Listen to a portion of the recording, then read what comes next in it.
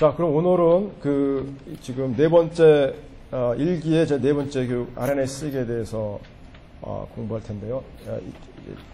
제 뒤에 이제 홍천범, KT의 홍천범 과장께서 나오셔가지고, 자세하게 할 텐데, 저는 이제 그 중에 이제 몇 가지 키포인트에 대해서만, 여러분들이 RNA 쓰기는 잘 아실 것 같아서, 키포인트에 대해서 몇 가지 좀 짚어보겠습니다. 마찬가지로 이제 세 편의 논문을 제가 좀 리뷰를 해봤는데요. 첫 번째 논문은 네이처 프로토콜스에 나와 있는 여기 토펫과 커플링스라는 이 RNA 분석 프로그램이 패키지가 있는데, 이 패키지를 이용할 때 이제 어떤 파라미터라든지 어떤 식으로 이제 프로그램을 돌려야 되는지 그런 프로토콜에 대한 것이 있었고요. 또 하나는 이제 이 토펫과 커플링스의 오리지널 퍼블리케이션 네이처 바이오테크놀로지에 나온 논문을 참조했고요. 마지막 거는 제가 여기 오늘 발표 자료에는 이제 사실 내용을 넣지는 못했지만, 작년에 나온 논문 중에 Methods in Molecular Biology에 이 non-model plants, 그러니까 아랍도시스가 아닌 예를 들면 벼라든지 참외, 오이 이런 식의 여러분들이 지금 다부처 사업에서 시퀀싱 하시려고 그러는 그런 플랜트의 경우, 이제 레퍼런스 시퀀스가 보통 없죠. 그럴 경우에 이제 RNA-seq를 어떻게 할 건가? 드룸 어셈블리를 할 건가? 아니면 드룸 어셈블리 아니더라도 유사한 이웃한 클로스 스피시스가 있다 그러면 그거를 레퍼런스 삼아서 거기다 매핑을 하고 그 다음에 이제 그 정보를 어떻게 활용하는 그런 것도 이제 이런 데서 이제 다루고 있기 때문에 그런 시리즈의 논문들이 몇 편이 있더라고요. 제가 보니까. 그래서 그런 걸 한번 참고해 보시는 게 좋겠다. 그래서 제가 이제 소개만, 이렇게 제목만 일단 적어놨습니다. 이거는 아마 지금, 그러니까 이제 좀 어드밴스된 내용일 수도 있기 때문에 기회가 되면 이제 다음번에 한번 해보도록 하겠습니다. 이런 응용편은.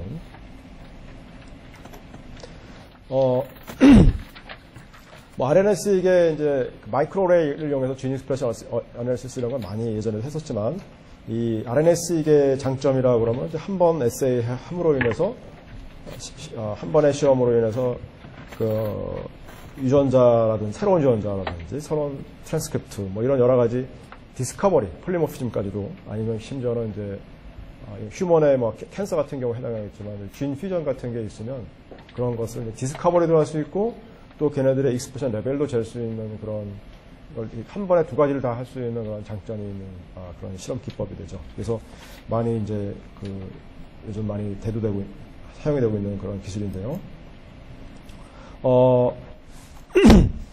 특히 이제 이 트랜스크립트의 경우에는 이제 얼터너티브 스플라이싱 되어 있는 그 베리언트들을 이제 그 조직이나 그 세포에서 발현되는 그 풀 스펙트럼을 이제 찾아낼 수 있다는 장점이 있고, 또 레어하거나 또는 어떤 셀 스페시픽한 그런 트랜스크립트를 찾을 수도 있고, 그 다음에 이제 이 익스프레션 레벨의 경우에는 마이크로레이보다는 좀 더 정확하다. 다이내믹 레인지가 훨씬 작은 것도 큰 것까지 좀 카운팅을 쓰이는 거니까 훨씬 더 이제 장점이 있다고 볼 수가 있겠습니다. 그런데 이제 물론 여기에는 이제 레퍼런스 지놈 레퍼런스 시퀀스가 있는 경우하고 없는 경우하고 이제 두 가지를 나눠볼 수가 있는데, 레퍼런스 지놈이 어벨러블 할 경우에는 이제 이 mRNA 시퀀스니까 이거를 이제 지놈에다가 매핑을 해가지고 거기서부터 이제 어떤 유전자에서 얼마큼의 리드가 나왔는지 그걸 카운팅하고 그걸 통해서 이제 익스프레션 레벨을 측정하는 그런 이제 플로우가 되겠죠. 그래서 제일 첫 단계가 이제 레퍼런스 지놈에다가 이 얼라이먼트 리드들을 이제 매핑하는 것이 될 것이고, 리드들이 이제 짤막한 리드들이 매핑이 되어 있기 때문에 그것들이 어떤 여러 가지 서로 다른 얼터너티브 플랫폼들이 같은 자리에 이제 매핑이 되기 때문에 그 중에서 그것이 어떤 리드는 어느 스플라이스폼에서 나온 건지 이거를 서로 이제 소팅 아웃 하는 작업이 필요하겠죠. 그거를 이제 트랜스크립트 어셈블리라고 표현하고요. 그 다음에 그 각각의 익스프레션 레벨, 각 트랜스크립트의 그 익스프레션 레벨을 측정하는 것을 이제 퀀티피케이션이라고 표현했고, 그런 걸 여러 샘플의 두 개 이상의 샘플의 그 익스프레션 레벨을 이제 비교하는 것이 이제 디퍼런셜 익스프레션이 되겠죠. 결과를 이제 그 다음에 힙맵이라든지 여러 가지 다양한 플롯을 통해서 봐야 될 텐데 그런 비주얼라이제이션 이런 이제 여러 가지 컴포넌트가 있겠습니다.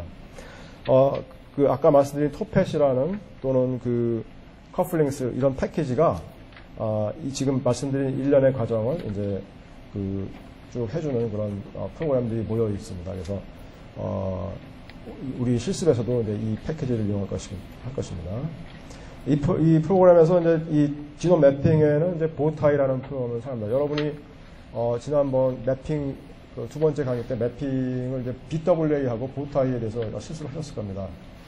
그 중에서 이제 보타이하고 이 패스준 사람들이 같은 랩사람인 것 같아요. 그래서 이 사람들이 이제 이걸 쓰는데 보타이를 쓰지만 이제 보타이만 사실은 매핑하고 그냥 그걸로 그냥 모든 것이 끝나는 것이 아니고 좀 이 다음 슬라이드에 나오겠지만 이제 스플라이싱이 되어 있기 때문에 그러니까 매핑이 안 되는 스플라이스 정션을 지나가는 리드들은 이제 지놈의 다이렉트리 매핑이 안 되기 때문에 그거를 해결하기 위해서 이제 토펫이 이제 보타이를 이용해서 보타이를 여러 번 반복 수행을 하면서 이제 그 결과를 종합해서 자기가 이제 스플라이스 베이런트를 찾습니다.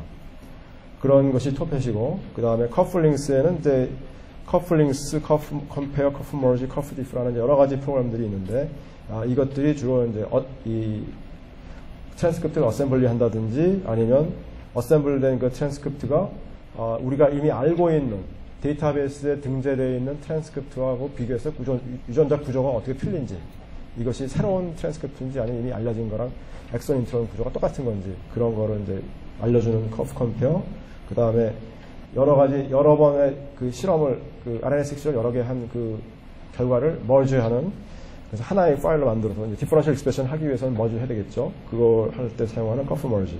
그 실제로 디퍼런셜 익스프레션을 보는 커프 디프 이런 식으로 이제 구성이 되어 있고요. 이 비주얼라이제이션과 이쪽 부분은 이제 큐알 번드인가 뭐 이렇게 정확히 어떻게 되는지 모르겠는데 이런 패키지인데 이거는 R 패키지를 이용합니다.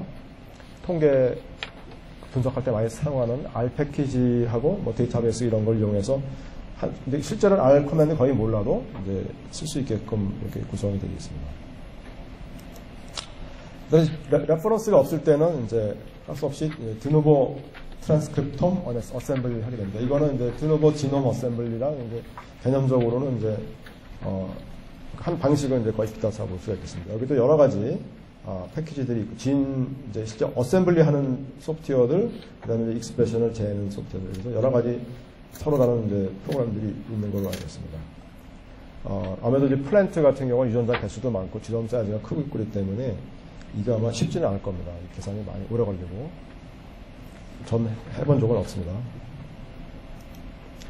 자, 그러면 먼저 아까 말씀한 것처럼 보타이 이런 걸로 그 RNA-seq 데이터를 리드를 매핑하지 않고 이제 뭐 보타이만 쓰는 게 아니라 이제 토펫이라는 것이 왜 필요한가 그거에 대해서 설명을 해보겠습니다.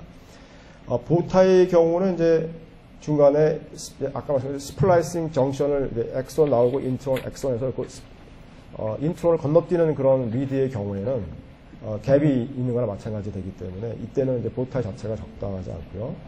토펫의 경우는 이것을 이제 어떤 식으로 해결하냐면 여기 써 있는 것처럼 만약에 우리가 한 RNA-seq 리드가 75 베이스 페어 아니면 100 베이스 페어 정도 된다 그러면 이것을 25 베이스 페어 간격으로 쪼개요. 쪼개서 그 각각을 보타이를 이용해서 매핑을 시도합니다. 그러면 그 중에 만약에 75 베이스 페어짜리면 이제 25로 나누면 3개의 조각이 나오잖아요. 그 다음 그림을 보면 좋겠는데 이게 만약에 여러분이 75 베이스 페어짜리 그 리드라고 합시다. 그러면 25로 나누면 이제 3조각이 되잖아요.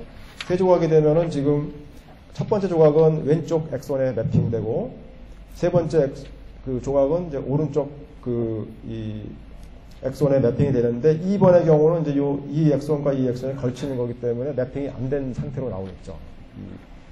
그러니까 보타이를 3번 그러니까 보타이를 이렇게 쪼개가지고 3개를 따로 런을 합니다. 토펫에서는. 그 결과를 토펫 입장에서 딱 보면 한 리드를 3조각을 냈는데 1번, 3번은 잘 매핑이 적당한 거리를 띄고 매핑이 됐는데 2번이 매핑이 안 됐다. 그러면 2번은 보나마나 이 중간에 있는 그 스플라이스 인트론을 건너뛰는 그런 부위에 됐었나 보다. 라고 이제 상상을 합니다. 그런 다음에 여기서부터 요 사이에 시퀀스를 이제 지놈, 그 시퀀스에서 뜯어올 때 이제 그 사이에 그 카노니컬한 그 스플라이스 정션을 고려해서, 인트론이 될 만한 거를 빼고 25베이스 페어짜리를 만들어요. 여기서부터 요 사이에서 가능한 다양한 25베이스 페어짜리를 만들어가지고 그것들을 이제 일종의 가상의 그 리드처럼 만들어 놓고 그거하고 이제 아까 매핑이 안 된 2번하고 비교해서 이 중에 두 번째 게 똑같구나. 그러면 이제 요 두 번째 요런 식으로 요 지놈이 스플리팅이 되는 거구나라고 이제 추적을 하죠. 개념적으로 이렇게 단순하게 합니다. 그러니까 매핑이 안 되는 중간에 건너뛰어진 그 프래그먼트를 가지고 그 프래그먼트가 나올 만한 가능한 이제 그 조합에 이쪽 부분이 길 수도 있고 여기가 짧을 수도 있고 뭐 그런 여러 가지를 쭉 가상적으로 만들어서 그 시퀀스 중에 얻는 것이 지금 우리가 건너뛴 프래그먼트하고 똑같은지 그거를 이제 추정하는 그런 방식으로 해서 스플라이싱 되는 부분을 찾아냅니다. 이것이 이제 토펫이 실제로 사용하는 그런 원리라고 합니다. 그 다음에 이제 그런데 만약에 여러분이 두 가지 방법이 있습니다. 그러니까 전혀 지금 이 종에 대해서 알려진 트랜스크립트 정보를 제공하지 않고 그냥 지금 그 리드 매핑하는 것만 가지고 엑선, 인트론 그 구조를 알아내라 이렇게 시킬 수도 있고, 근데 이미 이제 뭐 몇몇 종에 대해서는 이런 진 모델이 다시 말씀드리면 엑선, 인트론 구조가 알려진 유전자가 많이 있잖아요. 그러니까 많은 유전자에 대해서는 뭐 2만 개 정도는 알려져 있고 또 뭐 나머지는 아직 모르는, 이렇게 아는 것도 있고 모르는 것도 있고 이런 상황일 경우가 많은데 선행 연구들에 의해서 그럴 때는 이미 알고 있는 진 모델을 톱에서다 알려줄 수는 있어요. 톱에서 알려주면은 톱에서는 이제 이런 방식 씁니다. 만약에 여기 있는 것처럼 이렇게 세 개의 엑선으로 이루어져 있는 G는 이미 알려져 있는데 이제 여기 아직 모르는 유전자도 있고 뭐 이런 상황이라 그러면 한 가지 옵션이, 물론 이제 이걸 이 아는 유전자에 대한 정보를 제공하지 않고 그냥 아무것도 모른다는 생각으로 이제 매핑으로 가는 방법도 있고, 이 정보를 제공을 하게 되면 토펫에서는 어떻게 하냐면은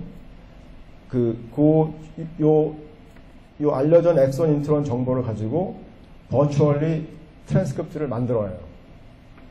그러니까 진 모델을 알고 있으니까 그 진 모델에 해당하는 메신저 RNA를 시퀀스를 만들어낼 수 있겠죠. 지놈에서 엑선들만 모아보면 되니까. 그래서 이 모은 이런 걸 이제 버추얼 트랜스크립트라고 그러는데 mRNA, 알려져 있는 mRNA 시퀀스가 되겠죠. 이 시퀀스 컬렉션에다가 일단 먼저 리드들을 매핑을 합니다. 이렇게 지금 이런 리드들은 갖고 있는 전체 리드 중에서 이 메신저 RNA에다가 먼저 매핑해요. 이거 메신저 RNA이기 때문에 여기는 지금 스플라이싱 이런 것이 다 이미 끝나 있는 상태죠. 그러니까 인트론 시퀀스 없이 엑선 시퀀스만으로 이제 있기 때문에 이 앞슬라이드에서 말씀드린 그 스플라이스 정신을 찾는 일을 할 필요가 없어요. 그냥 스트레이트 포워드하게 매핑을 해서 리드 전체 75베이스 페어를 통째로 매핑해서 되면 되고 아니면 안 되는 거죠. 그러니까 스트레이트 포워드하는 오퍼레이션이 됩니다. 그래서 여기에 매핑된 애들 전부 걸러내고, 그리고 이제 안 되는 애들이 있으면 걔네들은 다시 그냥 지놈에다가 매핑을 하게요. 그렇게 되면은 이거는 이제 이 앞에서 말씀드린 것 같은 스플라이싱을 고도해서 이제 25베이스씩 잘라가지고 하는 그런 방식으로 해서 매핑을 하고, 그래서 매핑이 된 걸 가지고 여기 새로운 유전자가 있었는데 여태까지 레퍼런스에 없던 새로운 유전자가 있었구나라고 찾을 수가 있겠죠. 그러니까 2단계로 하게 됩니다.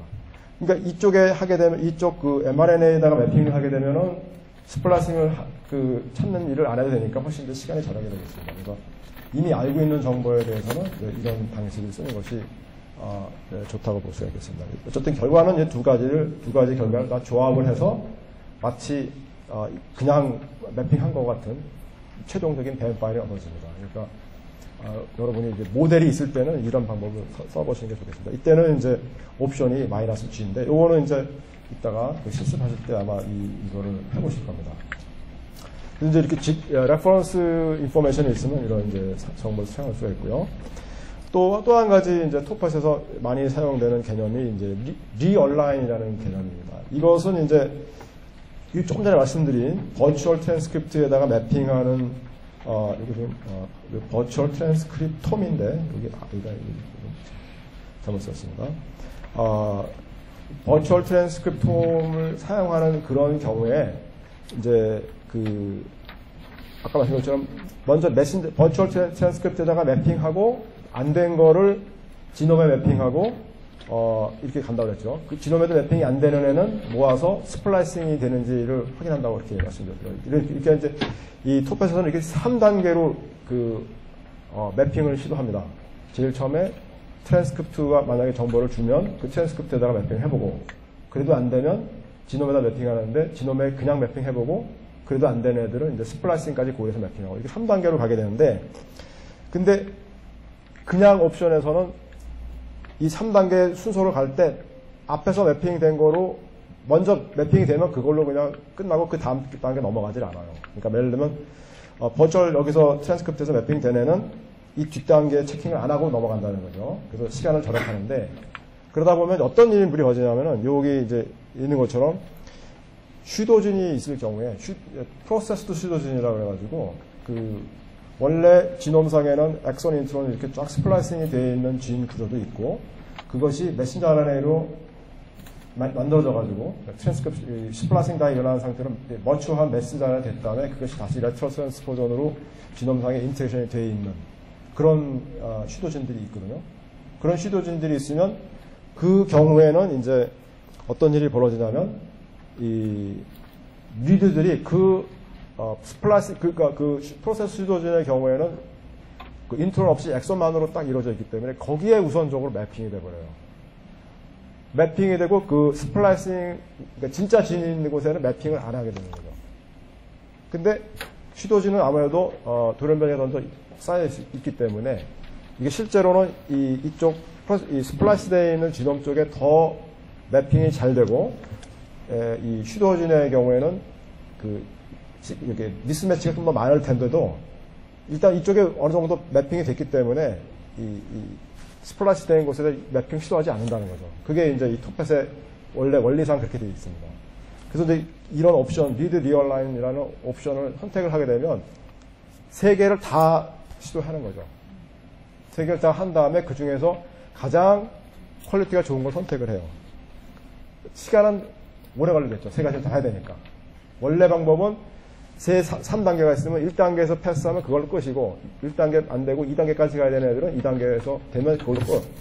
아닌 것들만 3단계까지 가는데 이거는 이제 모든 케이스에 대해서 세 가지를 다 해보고 그중에서 제일 좋은 걸 고르는 거기 때문에 시간은 오래 걸립니다. 근데 이제 아무래도 이렇게 슈도진이 있을 경우에는 좀 더 안전한 방법이 되겠죠. 이게 이제 좀 이해하기엔 좀 복잡한 개념이지만 아까 말씀드린 그런 상황을 종합해 보면은 이제 이 방법이 이제 좀 더 정확하다 이렇게 되어 있습니다.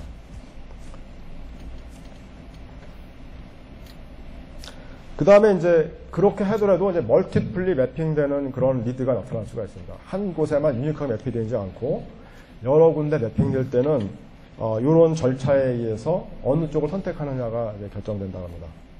만약에 이제 한 리드가 X라는 포지션하고 Y라는 포지션 두 포지션에 매핑이 됐다. 그러면 그 중에 이제 어떻게 하느냐면 X에는 이제 이 RNA-seq을 페어드 엔드로 했을 때 이 두 페어가 다 하나만 그 중에 한쪽만 매핑이 돼 있고 Y에는 둘 다 매핑돼 있다. 그러면 Y를 선택한다는 거죠.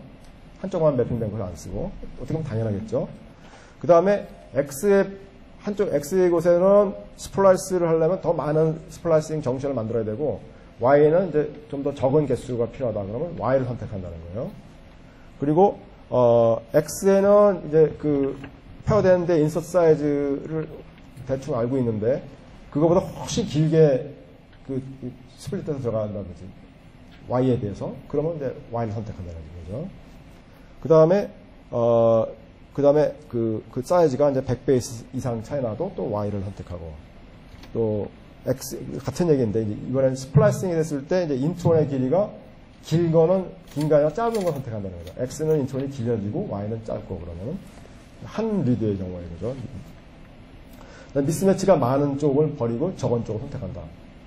근데 이제 1번을 테스트해보고 1번에서 선택이 되면 이제 1번은 끝이고 1번을 보니까 둘 다 잘 매핑이 되어 있으면 이제 2번을 선택해보고 순서대로 적용한다는 거예요. 먼저 어느 건지 먼저 위에서 이제 판가름이 나면 그걸로 이제 스톱한다는 겁니다. 순서대로 적용한다는 거죠. 그런 의미입니다.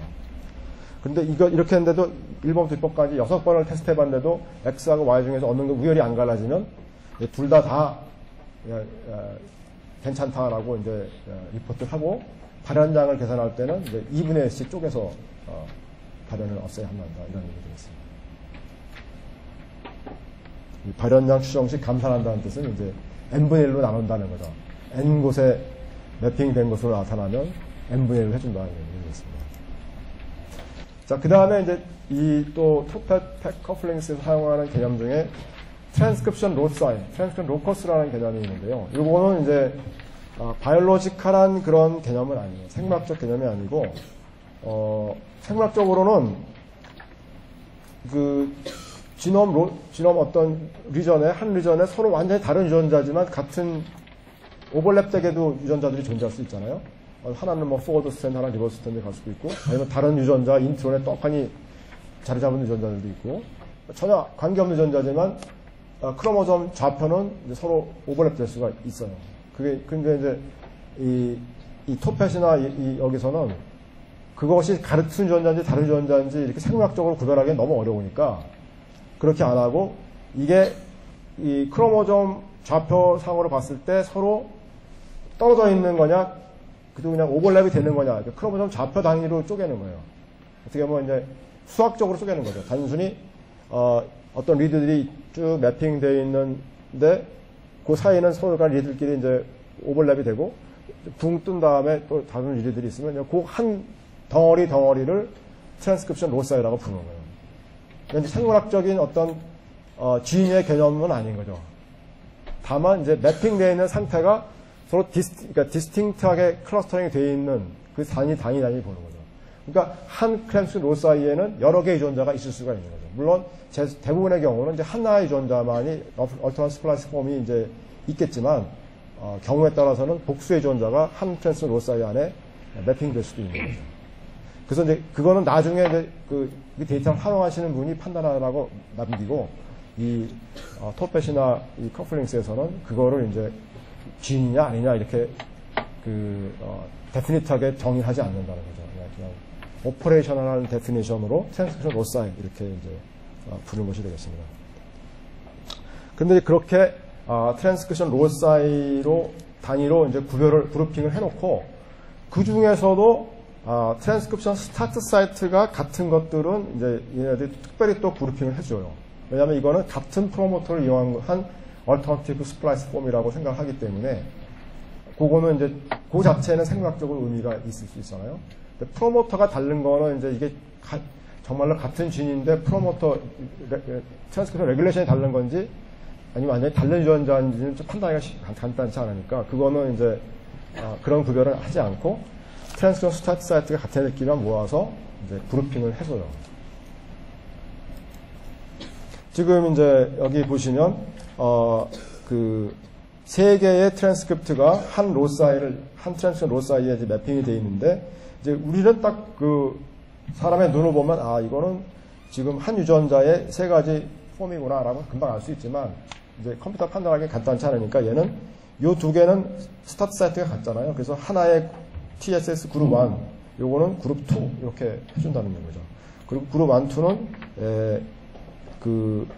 이제 짤럭한 거는 이제 UTR이고 그 다음에 여기 길게 나오는 거는 이제 코딩 엑손이잖아요. 그러니까 여기는 스타트 코돈이 여기 있고 얘의 경우는 스타트 코돈이 안으로 들어와 있는 그런 차이죠. 그 차이가 이제 여기 밑에 있는 것처럼 이 파란 거는 이제 스타트 코돈이 좀 더 일찍 시작하고 얘는 이제 뒤로 시작하고 그런 두 개 차이가 이제 서로 익스프레션 레벨이 얼마나 차이 나느냐. 근데 이제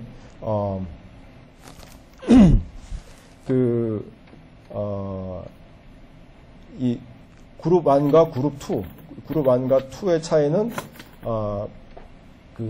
서로 다른 트랜스크립션 사이트가 스타트 사이트가 틀리니까 트랜스크립셔널리 이 두 개는 서로 이제 뭔가 트랜스크립셔널 레귤레이션에서 차이가 나는 두 이벤트라고 볼 수가 있고 이 위에 A하고 B는 트랜스크립션까지는 같지만 이제 포스트 트랜스크립셔널리 서유가 어떤 그 다 이벤트로 이제 차이가 나는 그걸 보는 거다. 이렇게 이제 생물학적인 인터프레이션이 가능하겠죠. 이렇게 이제 TSS 그룹에다가 구별을 해준다. 이런 얘기입니다.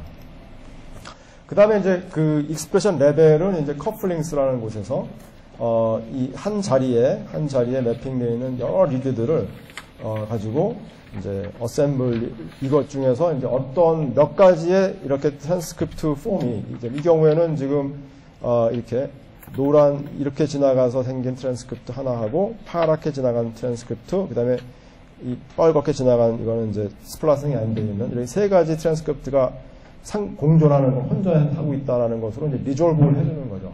요 작업을 이제 커플링스가 하는데 요때 이제 중요한 개념이 하나 있습니다. 여기 요 보라색 리드는 스플라이싱이 이렇게 되어 있죠. 그럼 요 보라색 리드는 과연 그러면 이제 이 파란 쪽에 속할 거냐 아니면은 이 밑에 빨간 거 쪽에 속할 거냐 두 가지 가능성이 있잖아요. 요럴 때 이제 뭐를 쓰냐면 이 사람들이 사용하는 게 이제 프래그먼트 자체에 프래그먼트 랭스 디스트리뷰션을 본답니다. 그래서 지금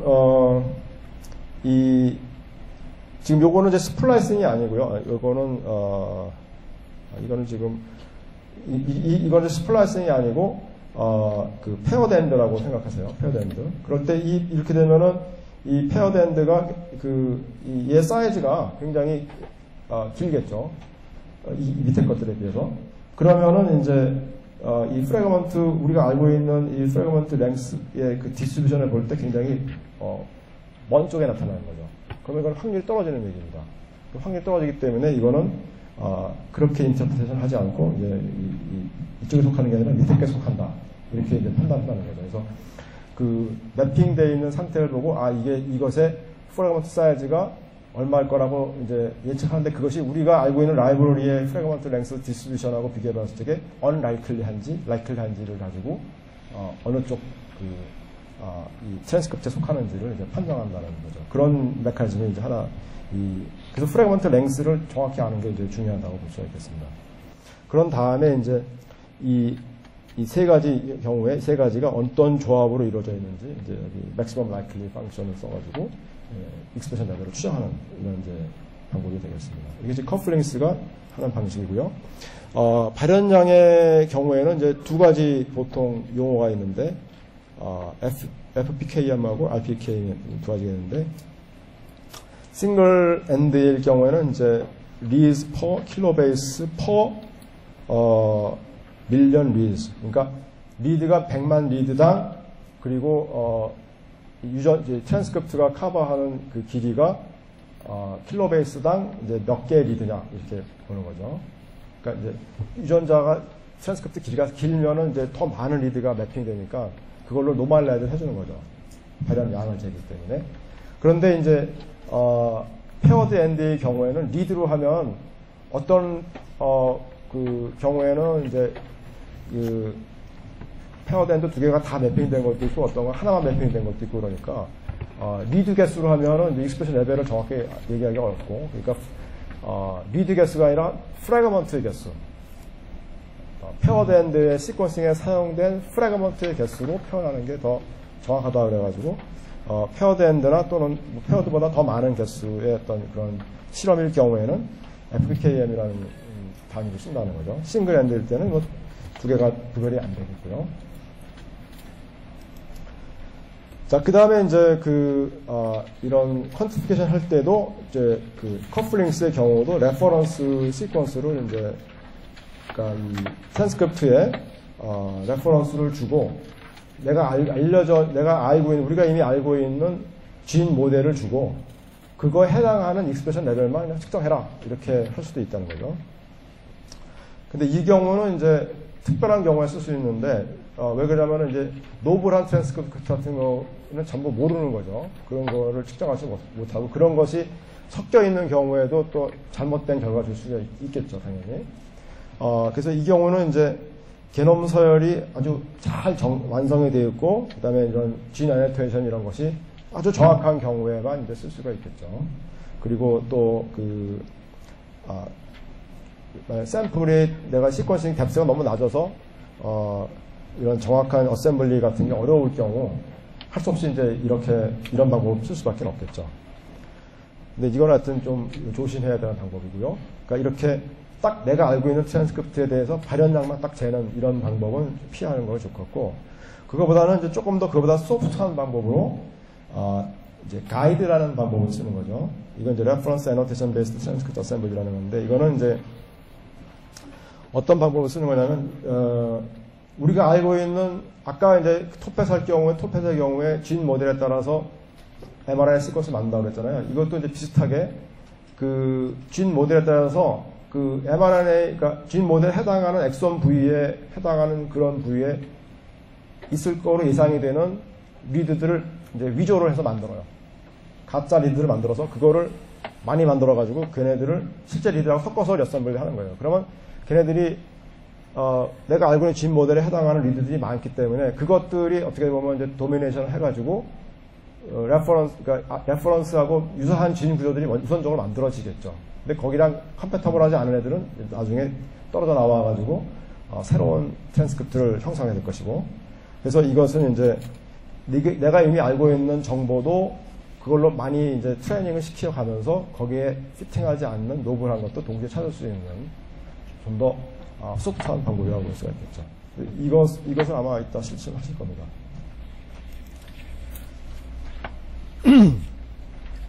그 다음에 이제 또 한 가지 여러분이 고려하실 수 있는 방법은, 내가 샘플이 여러 샘플을 이제 동시에 이제 발현을 비교하는 그런 실험일 경우에 가장 아이디어한 거는 그 RNA-seq 데이터를 전부 모아서 풀링하면 뎁스가 굉장히 깊어지죠.